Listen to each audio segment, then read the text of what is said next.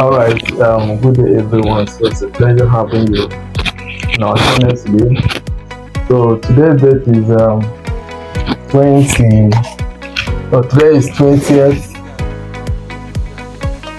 August. No, 20th July 2024. So I want to appreciate all of you that sent me a message concerning my health challenge.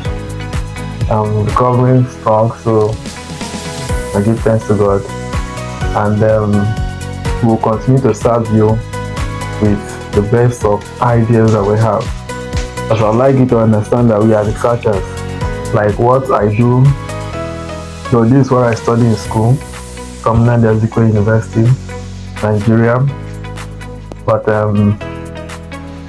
we still have broad experience and we're still acquiring more.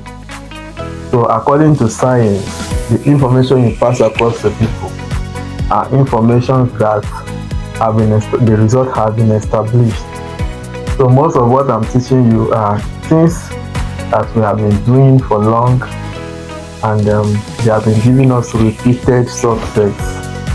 And by the grace of God, I travel very, very wide by the virtue of our work and we see challenge. Like today now, I'll be posting one of the challenges we encountered today.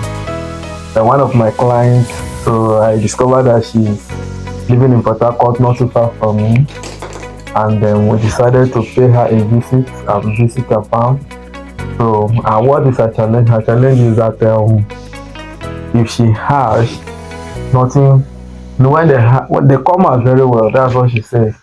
But before they will reach before everything will die. So when I went to her place, I discovered that one, they have structural challenge, and she has registered with us, and we will be taking it up from where the challenge is. So I want to inspire us shortly before we discuss episode 2 of part of what I taught you the other time. I would like you to understand that fish farming is a viable business in Nigeria, because Nigeria is blessed with water and Nigeria is blessed with human resources. We have a lot of youths that are not really working. So if you can set up, you can easily get good labor. And one of the things about labor is that, like, I have so many farms that have been asking me to help them get experienced workers. Actually, it's difficult for you to get experienced workers, because one thing, there's nobody, I keep saying, there's nobody that has been successfully that would like to sit them in a place and be working for someone, except there is a good agreement that can satisfy that person very well. Because if you can hire successfully, it is enough to take care of you. Like, just imagine how myself, somebody telling me I want to be paying me money to sit down. So we are doing this back then, but not now again. So part of what I encourage is you can either partner with us, or you get young people that they don't have something doing and they'll be trained. Well, if you're afraid of training them and some of them will go, you can enter agreements with them that I will train you, but you work with me for so range of time, and you do it from your heart. Don't just do it because you want to be making money. Do it because you, like I myself, I have people that I'm training for 1 year. So after training them, I put it up to them that if you like, you want to work with me, I can take you. If you don't want to work with me, I can refer you to any place. If you want to start on your own, I can equally guide you, because the truth of the matter is that it's God that gives riches. It's not really, hard working is really good, but from my own experience, it's God that really gives riches. Even this action work, there are some that you will do out of your carelessness. You will just see that everything has gone, not out of your ignorance. There's a difference between failing because of your ignorance. When you fail because you don't even know what is happening, and that one is different from when you fail because of a little mistake that you made. And there are some of us that you could make mistakes, but you see that there's a grace that shield those mistakes from occurring. So let us discuss part of what we have today. Like in the last teaching, I was talking about how you can have successful during rainy season. A part of the advice I want to give now, if you are living in the areas that have daily rainfall, like rain used to fall every day now, and you want to be hatching successfully, you need to be more careful. I said it in the last video, and I will encourage you, if you're a beginner, considering the high cost, because we actually have a lot of challenges facing us in this business now. And what are the challenges?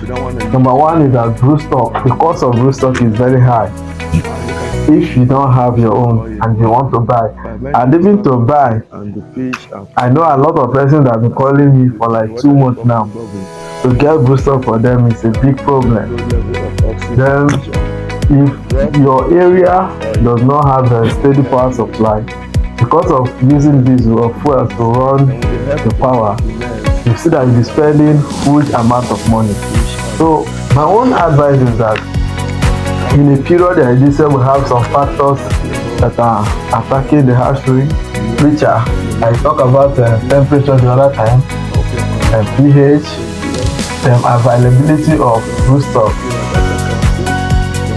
I will encourage you not to stress yourself and hold on. You can decide to pause hatching and wait when this season is over. They have during August break, you can revisit it. And even during that August break, let me tell you the truth, you could have stable temperature, but you may not have stable pH because underground water is still flowing. Then during that time, most of the broodstock now that have gathered egg, so you start having, so you can still control this. Controlling pH is not hard. So this time around, I will be taking much time to teach us. I'm going to do a lecture on how to regulate pH. I will give us a detailed training so that you should be able to do it yourself. Remember, this is Fish College, and like as I said, Fish College is a channel where you will come and watch, and by the grace of God, we trust God that your challenge will be well visited. So everybody want to actually know what to do, what do I do now, because I want to make money. One, before you hatch fish like now during this period, make sure that you have good broodstock. You have good broodstock. Like as I said, if you're having challenge in identifying good broodstock, try to get this manual. If you cannot get this hard copy, we will send you the soft copy. Okay? I'll go and still check our previous videos and watch where we talk about how to identify good broodstock. Don't use broodstock that the eggs are not well matured. Don't use broodstock that are not well properly taken care of. That is why I stress that you should try by all means to nurture your own broodstock. So if you have this and you know that pH is your challenge, then you need to try to get everything possible to ensure that you set your pH, at least your pH should be around 6.5. Be around 6.5. So, and now I'm going to take time to teach us how to get this done naturally, because part of what we use in stepping up pH, let me mention them. Number one, you can use oyster shell, you can use bicarbonate, you can use limestone. These are the common ones that many people used to use. So many people depend mainly on bicarbonate. So bicarbonate is very, very easy to use. So as you are applying it in your water, I do not mean in your pond though. You need to have your treatment chamber. Let me say this is your treatment tank and these are your ponds. So before you start using it, you make sure you lock it. So you apply it here. When you apply it here, you will now test the water. The treatment chamber should have an outlet. If you test water, ensure that it has reached the range. If possible, you should have your pH meter reading here so that you'll be looking at it. So I ensure that the pH you have here is within the range of 6.5 to 7.5. So I've worked in a farm that the pH there was using 8 points and it was still okay. So but it's good for you to try to balance the pH within this range. And this 8 point is not, they were not using bicarbonate. That's one thing that that gave me the courage to work with the facility, and we're not having any challenge. And let me tell you one funny thing. You see, God understands the importance of alkalinity for breeding. That is why he produced, he gave us the oyster fish. This oyster shell now are cutting for oyster. Oysters are fish, and these fish are in the water. You can see that when you check the water where they are, if care is not taken, that water, the alkalinity of that water will be somehow acidic, because mainly they are found in brackish water. So, but naturally, God now ensure that these fish are going there. I see all their shells put together. When you check the thousands and millions of oyster shells in that environment, help to make that environment comfortable. And that is why most of the fish that we have love swimming to the brackish zone to breed. I don't know whether you are learning something. I'm a zoology. Okay, what I study in school is zoology, and I specialize on fishery because in my school they have options. So I decided to go for fishery. And one of the best ways to learn to take care of animals is studying how they live naturally. That will help you to get better information. Even this temperature, like most of these parameters, it's good for you to go to environments where they are breeding, collect sample of the water and try to compare it with what you have. That will help you to have a better understanding. So when you're talking about giving your fish good environment, it's not necessarily giving them that clean water. It's to give them water that have the physiochemical parameters okay in the right proportion. So I'm trying to give you a kind of an updated version of the episode 1 in this episode 2. But in this episode 2, I want to like spur us into action. And part of what I've said, I don't really mean to discourage anyone, but I'm trying to say that if your facilities are not okay, I won't allow you to add headache to yourself. You need to sit down, or if you are insisting that you want to hash, you better chat us up. We discuss. It's just that I must be sincere to you. We'll pay more attention to those people who register with our mentorship class, because we will not just abandon them at that time, except when we are less big. So because it's not a good thing for you to hash 50,000 go, 100,000 go, 200,000 go, all of them go. And another advice I have for you today: don't, when you know that your hand is not very, very strong, don't go and start using more than 2 fish. If you know that you are using 1 fish and you are not getting more than 10,000 from that 1 fish, you're not getting between 10 to 20,000 from that 1 fish, don't go and be using more than 2. You need to get it right. Something is wrong somewhere, because a single fish can give you more than 100,000. Well, depending on the fecundity. When I mean fecundity, the viability of the eggs, because it's not every egg that is viable. So that's why I say these things, there are deep things that we need to know. So when you have a good broodstock that the eggs are very much okay, when you use them, one, if not for cannibalism, because from my close monitoring of these fish, when they don't hatch and become fried, cannibalism kick up. And you cannot just sort out you cannot use, say you want to sort and use that to cushion the cannibalism rate, because you start throwing their tender.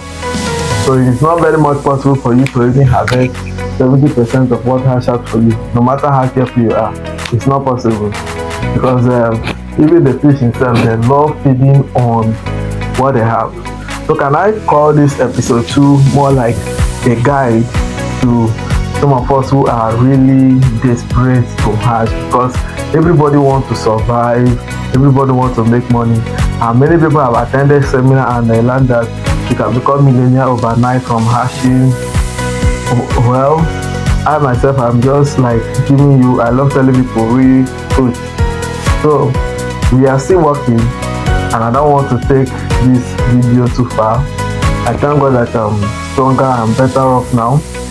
So for those who just come across this video, and I'm trusting God that I'll be doing much more video this time around. I'll be doing more of teachings for we to understand things the way they are. And my keen advice for you is that I appreciate your passion to follow us, to learn, and I believe for you to watch us, this is not the only channel you're watching other channels.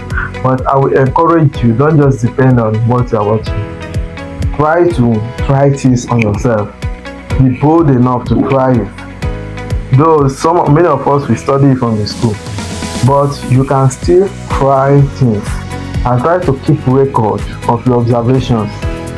So that's why I said I'll be doing a lot of teaching, so that as you watch, you'll learn it. I'm sure you learned something today. So if you don't really learn something, I'd like you to give us a like, share our video, comment, and our good Lord will continue to bless you. So see you in our next episode. Thank you.